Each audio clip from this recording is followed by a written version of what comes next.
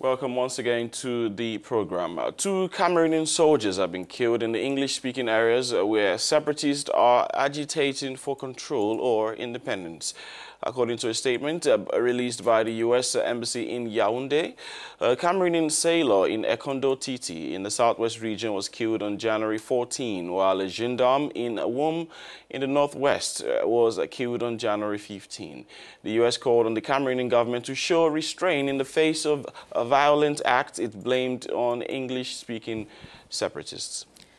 On the other hand, rumors announcing a series of attacks by separatists to protest the detention in Nigeria of their leaders led to panic on Monday in several schools in the southwest region. As a result, students and pupils deserted the campuses and classrooms. The country's Anglophone minority, about 20% of the country's 23 million inhabitants, have been protesting against marginalization of their region for more than 1 year. While some Anglophones demand the return to federalism, a minority are calling for the partition of Cameroon. Options Yaounde has categorically refused. To try to better understand the authorities' view on this crisis, we speak with the spokesperson of the Cameroonian Ministry of Defense, Colonel Didier Bajek.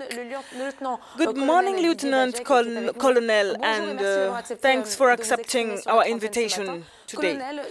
Colonel, 2 of your men have fallen. Do you have more information about what happened? Quand vous dites que 2 hommes en tenue sont tombés, when you say that 2 men in uniform have fallen, I will be able to tell you that they have not. They were cruelly murdered, assassinated in a cruel manner. That is what it is about, because when they say that they have fallen, it is as if they were in a battle and that they had been taken by another country at war. But they are Cameroonians hiding in the shadows, who are ordinary citizens and who have become criminals. I would like that we change this semantics and say that we are living at a moment that's quite peculiar.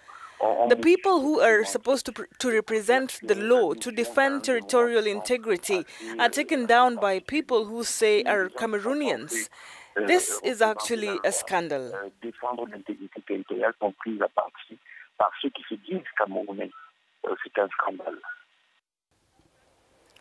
Well, Mr. Bajek, the United States condemned the murder of the 2 Cameroonian soldiers while calling on the Cameroonian government to exercise restraint in the face of these acts of violence. What do you think the Army's response to the armed secessionists will be?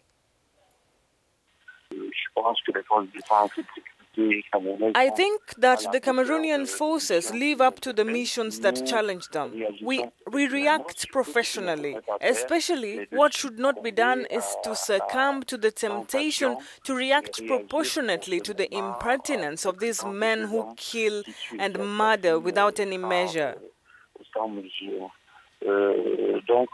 You certainly followed part of the speech of the head of state, chief of the armed forces, who said that we will continue this fight relentlessly.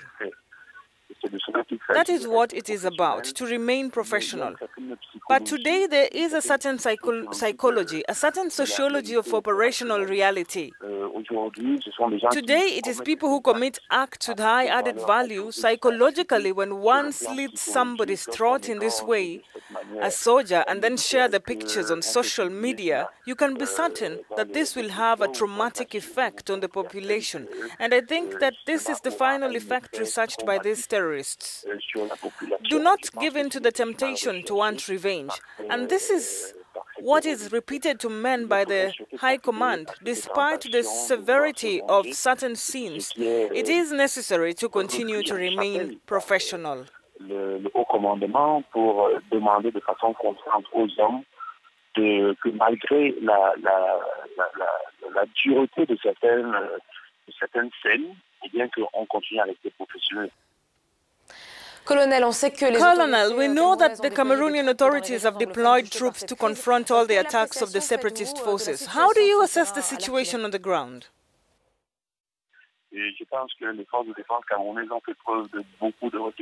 I think that the Cameroonian forces have shown a great deal of restraint to the point where we have waited for these secessionists to come back and with better feelings. I think the President of the Republic has repeated it enough times.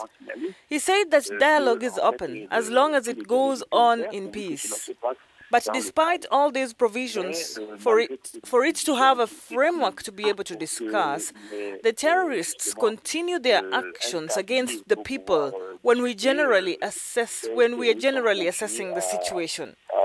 We managed to contain all the riots, the marches, the vague wishful thinking in terms of defense.